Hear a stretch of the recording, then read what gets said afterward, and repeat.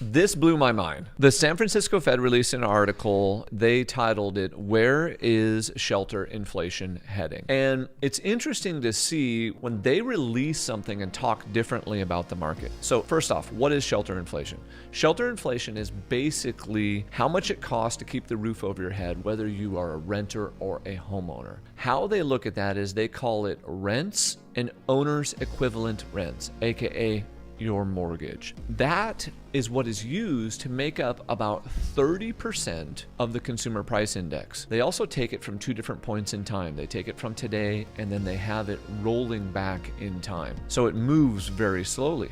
But this is what they predicted and why it was so interesting. They predicted that rent growth is stalling across the United States. And then they said, and this is the kicker, we may even see deflation, aka prices going down, due to the surge in new apartment availability coming online from this new construction. This is the first piece where this shelter component, rent, owner's equivalent rent, where the Fed has actually said, wait a second, we may see some deflation happening here. Our audience needs to know about this. We're real estate people, we're investors. So what should we be doing right now as an investor in relation to this? If I'm putting together a pro forma, I need to look at what I'm projecting rents at over the next 1 year, 2 year, 3 year, and I need to squish it down a little bit. I need to be a little bit more conservative in my projected rent growth. Now, of course, like we just said in the previous segment, your local market's going to dictate these numbers, but be more conservative to protect yourself if rent starts to deflate. In other words, go down in price. And I know on the consumer side, we'd love to see lower rents. We'd love to see lower mortgages. As an investor, you can't predict future rents. It's a prediction. So if the Federal Reserve is starting to say, hey, wait a second, we might have an issue, just be cautious, be conservative, dial it back a little bit. A neighbor of mine, he was renting a 3-bedroom, 2-bathroom house, $2,800, crazy. But then he moved out, and that same house, I thought, man, I wonder what they're gonna ask for rent, $200 less. I was surprised, assumed it would be at least the same, if not more, because across the street, somebody was trying to rent out their house for something crazy. They probably didn't get it, but again, everybody was kind of trying to milk it, right? Yep. Get the most. This was the first example of a in-demand type of property, right? It's a standard family home, and the rent went down.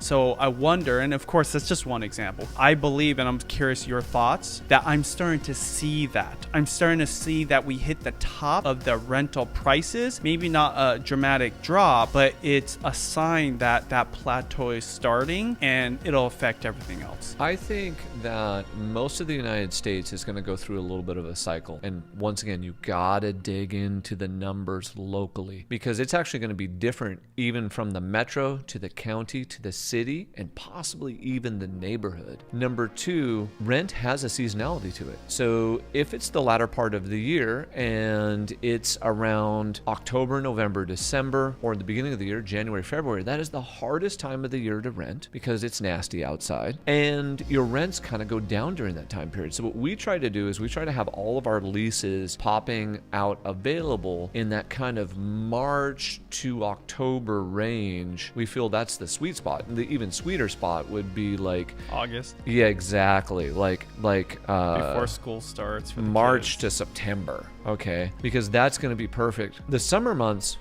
great to rent. Right in the beginning of fall, great to rent, but it cools down naturally during the winter. So we've seen that, and what you had to expect was some natural retracement. And what I mean by that is when numbers shoot up vertically and hit a ceiling, they bounce off of the ceiling and they come down a little bit. That's a natural retracement. They then quite often will find a new floor and then project up from there. So as the real estate market in the local Seattle metro was declining in second and third quarter of 2023, you did see rent retracement in our local area. Then we saw it start to establish a floor, and it appears, this is appears because you don't know, that it is now appreciating again. Now, regardless of if it's flat or slightly down, what's going to happen to rents over the next year and a half to 2 years if rates stay high. If rates stay high, then you could see it stay or go up because people can't afford to buy, and it's just the investors and the people that own properties that can rent it out. Bingo. It's supply and demand. If rates stay higher for longer, which we believe that they are going to, less people qualify to be able to purchase a home. Therefore, they have to rent, which makes more demand on the rental side. So even if your market goes through some type of a lull, I believe over the next 24 months, it will go back to appreciating. I'm just saying I want you to be conservative in your number projections over the next 24 to 36 months.